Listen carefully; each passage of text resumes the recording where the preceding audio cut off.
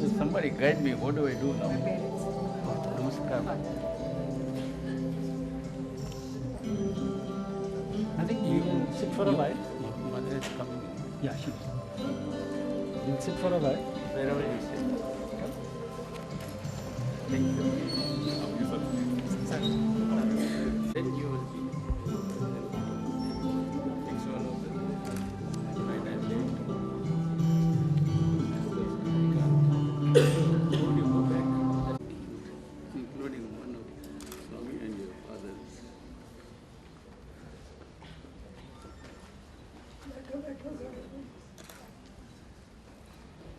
So, where all did you go in this?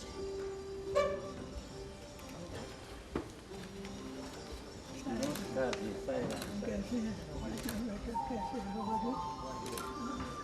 स्वामी का कृपा से सब लोग ठीक। आप कैसे हैं? याद आ रहे हैं पुराना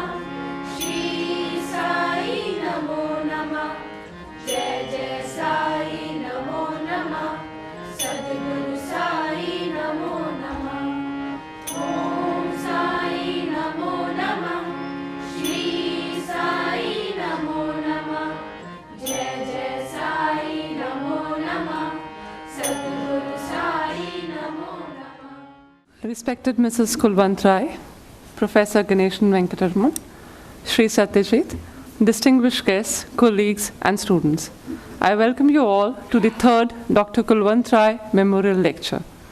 We gathered today remembering our founder and chairman, Dr. Kulwant Rai, on the occasion of his 89th birth anniversary, that was on the 4th of November. Dr. Kulwant Rai left us for his heavenly abode just over 2 years ago, but we remember him each day through the schools and institutions he built. It was his passion for education that was formally reflected in the starting of the Banyan Tree School here at Lodi Road in 1986. The Institute for Integrated Learning in Management, IILM, was established a few years later by Dr. Rai.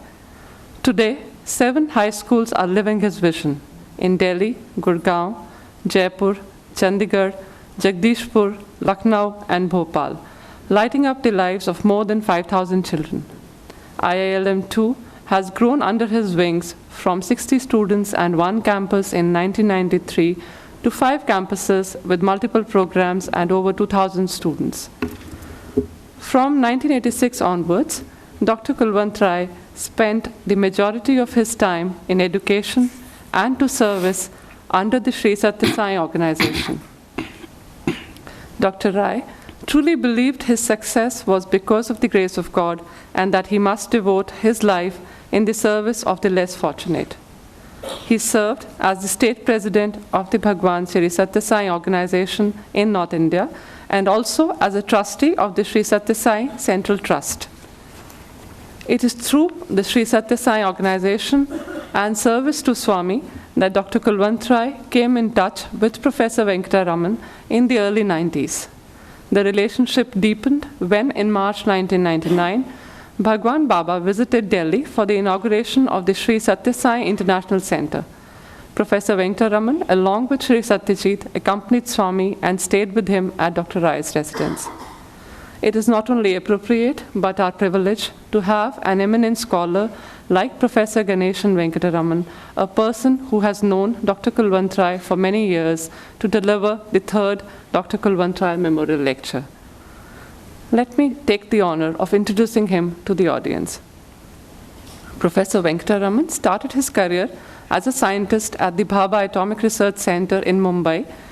18 years hence, he became Director of Physics, Electronics and Instrumentation Groups, Head Computer Center, Head Library and Information Services of the Indira Gandhi Center for Atomic Research. In 1987, he became Founder Director of the Advanced Numerical Analysis and Resource Group of DRDO.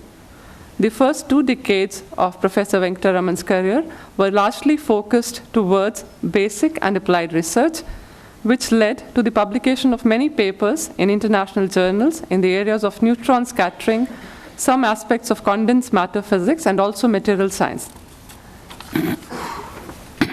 Professor Venkataraman has written 2 monographs published respectively by MIT Press Boston and Springer Verlag in Germany, and 1 major internationally acclaimed scientific biography of Sri C.V. Raman, Journey into Light, Life and Science of C.V. Raman. Professor Venkataraman served as the Vice Chancellor of the Sri Sathya Sai Institute for Higher Learning for 2 years in 96 to 98. After retirement, he has published a few books related to spirituality, including an exhaustive biography of Sri Sathya Sai Baba. Apart from being an honorary professor at the Sri Sathya Sai Institute of Higher Learning, Dr. Venkataraman currently teaches, writes, and broadcasts over the Sai Baba's Ashram website. He is the recipient of the Sri C.V. Raman Award in 1974, Raman Centenary Medal 1988, Indira Gandhi Award of Indian National Science Academy in 1994, Raman Medal of the Indian Science Congress 2004, awarded Padam Shri in 1990. Sir, it is an honor to have you with us. May I now request you to please deliver the third Dr. Kulwant Rai Memorial Lecture. Thank you. At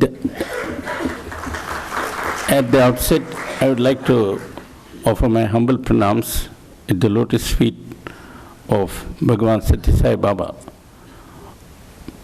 because of whose grace we are all here today.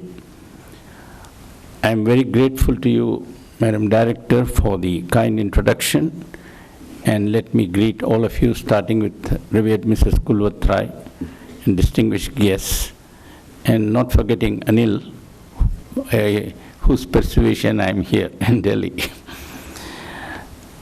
I am really grateful to be here today. I don't know how many of you are familiar with the topic of my talk, so it's there already. I'm going to talk about growth, stability, and order, their role in shaping the future of humanity. Planners, by that I mean economic planners, have only one mantra these days, which is that development can come only through the growth of GDP. I'm not too sure this assumption is correct, and I'm entitled to my skepticism because I'm not an economist. And being a physicist, I would like to examine this and related propositions through the prism of nature and its laws. And I do this because Swami always says nature is the best teacher.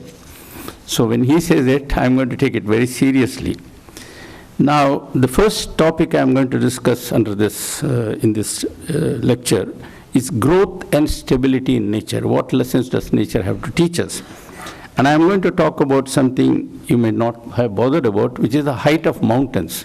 I don't know how many of you have wondered, why are there no mountains higher than Everest? There are mountains higher than Everest in the moon, but not on Earth. Why is that? What wrong did we commit? Well, a very distinguished physicist named Victor Weisskopf, whose name will come up again later, asked this question to high school students many, many years ago when they came for a visit to CERN, the laboratory in England, Switzerland, where the Higgs boson was discovered. I'll tell more about him later, but let's take a look at Professor Weisskopf. This is Professor Weisskopf teaching in MIT. He was a distinguished professor of physics. Now, let me go to the next slide. This is about what happened, why mountains' height is limited. I don't know whether I will have the time to explain all of it, but the essence is very simple. You know, the mountain will exert a weight on the ground that is below it. The bigger the mountain, the higher the mountain, the more weight it will exert, pressure. If the mountain is too tall, the pressure will be so much that the ground beneath will get hot and it will melt. The moment it melts, it's a liquid, the mountain will start sinking. So there is a sort of a limit.